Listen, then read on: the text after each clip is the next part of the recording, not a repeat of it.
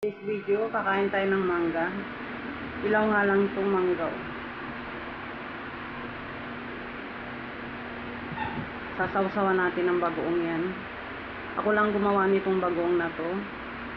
Sarap tong mga bagoong na to. Subukan natin kumain. Mukha lang maasim pero masarap to pang sawsawan sa mangga.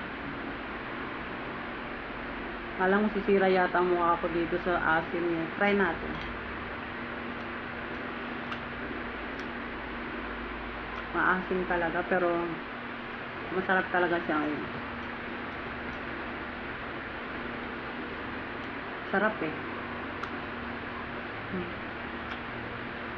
Kasi masarap yung sausawan niya. Ako lang gumawa nito.